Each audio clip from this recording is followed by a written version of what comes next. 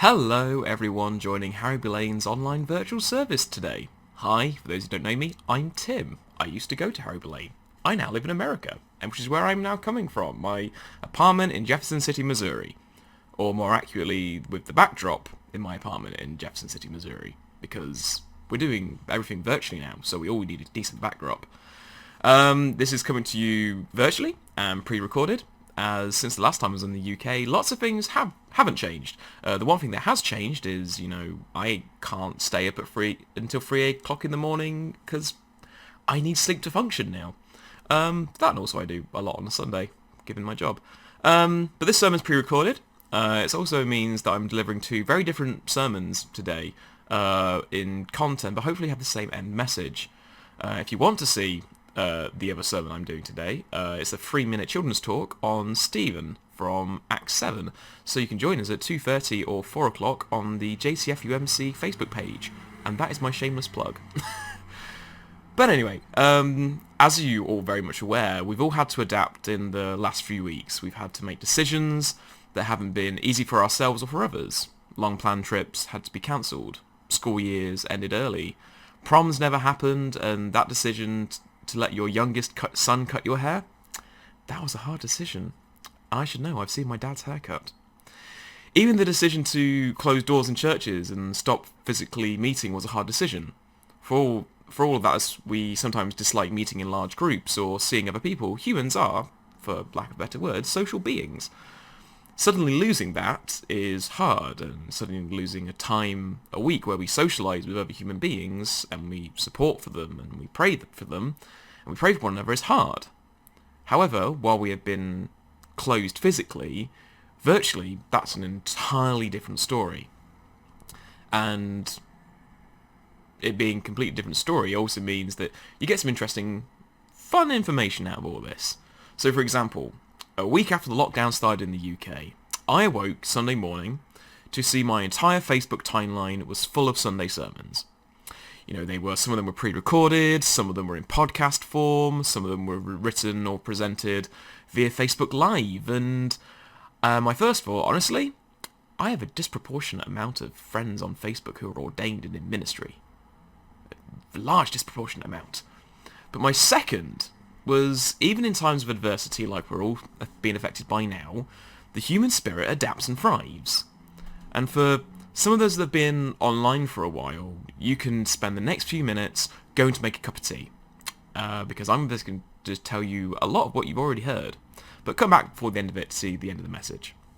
But for those of you who are new to virtual communities and new to being an online presence, or those of you that had concerns over what does church look like virtually, the last few weeks have shown you these basic things. First, the online community, be it religious or otherwise, doesn't stop because we can't meet physically.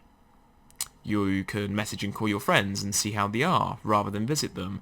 You can deliver food parcels for those who are shut in using Tesco Direct or other supermarket chain equivalents. You can gather for worship and sing in your homes, and that might be good for some of us because we don't have to worry about being off-key compared to the person next to us. You can use email alerts or various apps to have daily devotions sent to you. And you can even use Zoom to have a church meeting, or have Zoom to be a classroom, or Zoom to be a quiz night, or Zoom to be a date night, or even use Zoom to join a conference. In fact, Zoom's probably the one thing everyone's learned to use in the last couple of weeks.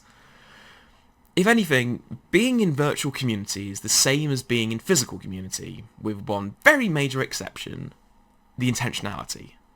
In a virtual community, you can't just bump into someone in Asda, the doctors, or in the street and ask them how they are. In a virtual community, you have to be intentional about talking with others and seeing how others are. In a virtual community, it opens us all up on a platform where we can be an authentic witness to the impact of following Jesus in our lives, though. Being a Christian in a virtual community means you're applying the teachings of a merciful and gracious God to those we interact with. And yes, that even applies to people who make those kind of comments on news articles on Facebook. Being a Christian in a virtual community means actively sharing and inviting those we're friends with to join in with worship, even if that means sometimes breaking online platforms like Zoom, like what happened last week. Being a Christian in a virtual community means to model the teachings of Christ in all our interactions. That means now, more than ever, to share joy and comfort, to building each other up, to seeing how we are and caring for our neighbour, rather than what the internet is very much famous for, tearing other people down. The outcome for all this? You get conversations and little moments that you do in real life, but in a virtual platform. And it's for a time for an opportunity for the Spirit to move in a new way. One such moment for me, which happened to me recently, has been sharing honestly in Twitter on my daily life. This ranges from sharing about my professional life, my own struggles with faith, engaging in conversation with others about anything and everything, and just being there for people. And the outcome for all this? Fruitful and honest conversations. People I don't know reaching out and offering support as I offer support for others. People having conversations with me about topics that I wouldn't expect. And sometimes you get messages out of the blue. A message such as this one, which came from a Twitter follower who I've had very little interaction with, actually. But just by being an authentic witness and being myself and showing, what it's like to be a Christian in the modern day, you get messages like this. Sorry, this is random, but I was talking with someone and it came up how some of the loudest Christians are the least Christ-like. Even though I'm not a Christian, I appreciate how you are one of the best examples of Christianity I've ever met. I think you'd make Jesus proud, given my understanding of who he was from the outside point of view. Just like being in a physical community, we don't know when we're going to have these moments.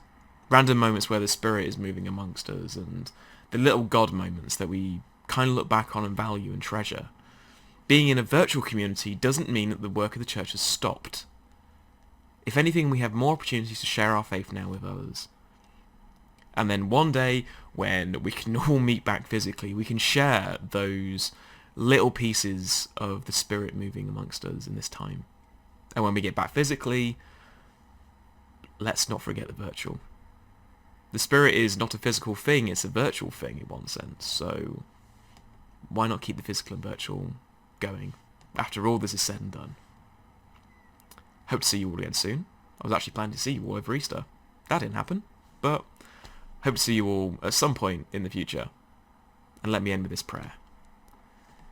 May the words of my mouth, the meditations of our hearts in this place, our thoughts, our notes, our tweets, our Facebook and Instagram posts, be acceptable in your sight, O God, because you are our rock and redeemer.